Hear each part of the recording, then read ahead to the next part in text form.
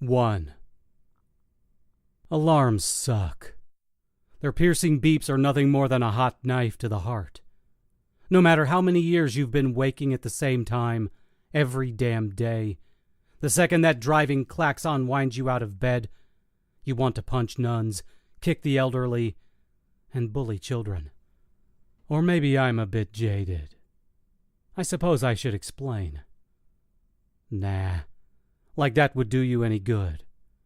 It's as if you really care about me. Although, you probably should. Have I gotten your attention yet? Go to hell! I shouted down my alarm. Like that'll do anything beyond make me seem insane to anyone happening to be listening in on my conversation with an obnoxious timepiece dead set on driving me to an early grave. That was a joke. Regardless of my terrible sense of humor, the alarm continued to mock me. Beep, beep, beep, motherfucker. Inanimate object 1, me 0. My lungs drew in just enough frigid air to bring me back to a semblance of existence.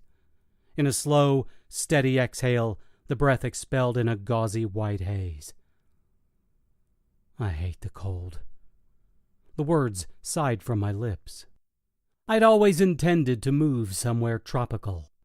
Hawaii, Cancun, anywhere but Florida. I'd never get a moment's rest in Death Central.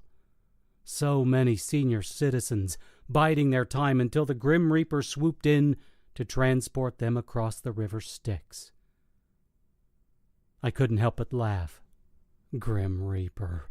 I mumbled aloud. Why am I laughing? That's a damn good question.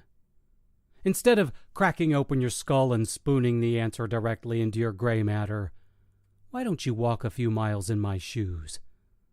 Boots, actually. I have a penchant for Doc Martens. You'll understand soon enough. Am I stringing you along? More importantly, are you enjoying my little bout of crypticism?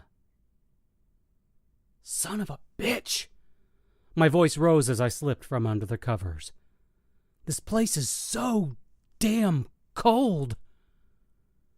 That's what happens when you stop paying your electric bill. It never ceases to amaze me that I haven't been evicted yet. One of the only benefits of renting from a slumlord. As long as the dollar bills greased his crusty palm, he'd let me host a brothel dedicated to necrophilia. No electricity, no problem. The routine was the same as it had been for years. Wake up, stretch, pour coffee, remember I hate coffee, toss black water into the sink, shower, dress, leave for the daily grind. That pattern hadn't changed since before you were born.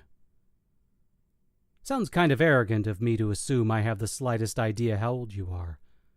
Trust me, it doesn't matter. And the statement holds true. You'll understand soon enough. Or not. What do I care? Out the door, my black leather trench coat flapping in my wake like I was from a bad Tarantino film. I always picture this scene in slow motion. Why? Because I can. Because it's my fucking moment. Down the 10 flight of stairs I went, dodging used condoms, dirty needles, soiled diapers, and the drunken denizens cast off by society. I'd like to call them my friends. Truth be told, they were little more than clients in wait. Soon enough, chums, soon enough.